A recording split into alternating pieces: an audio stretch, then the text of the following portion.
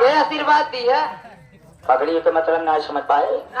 जैसे भगवान के पास अच्छा सुंदर से तो क्या हो हम तुम कम काम धंधा करे लागी तो भगवती माई के थर न ले जाए पालन पोषण खिलावे बिना। अच्छा। जैसे तू आई यहाँ सारी बात छोड़ा 2 मिनट का ब्रेक डांस हो जाए। उसके बाद हमारे दादाजी की फरमाइश है। कौन सी? सखी सैया हम तारे टेम्पू से टेम्पू पलट के सैया निपुर गए हैं।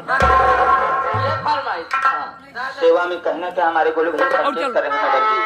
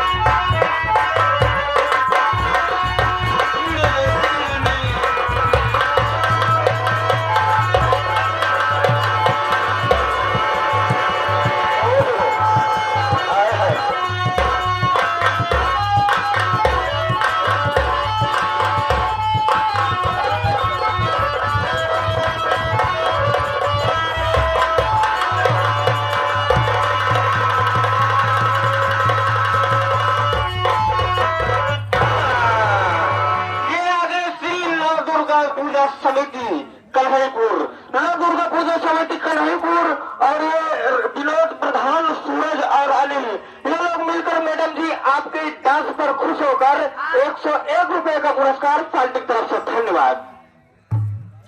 जी हाँ हमारे पर भी वाह भाई वाह क्या बात है, क्या डांस है, क्या लचाकेदार कमर है, मस्त रहो मस्ती में आग लगाती रहो बस्ती में। ये लड़की आई कमाल कर गई और छोटी को चीर कर रुमाल कर गई।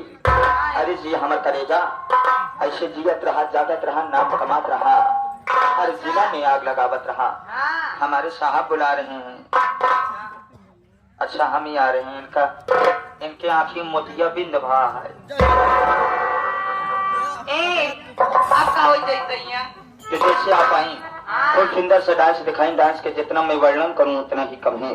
तो डांस के साथ साथ आइए आपके मुखार एवं मधुर आवाज से भी कुछ हो जाए।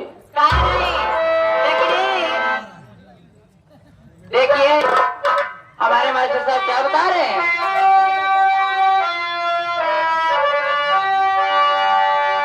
लेकिन कहना क्या है,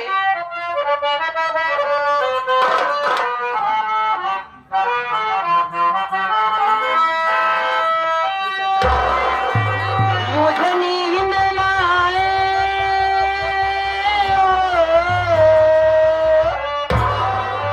मुझे नींद न आए, मुझे चैन न आए, कोई जाए जरा ढूंढ के लाए, न जाने कहाँ दिल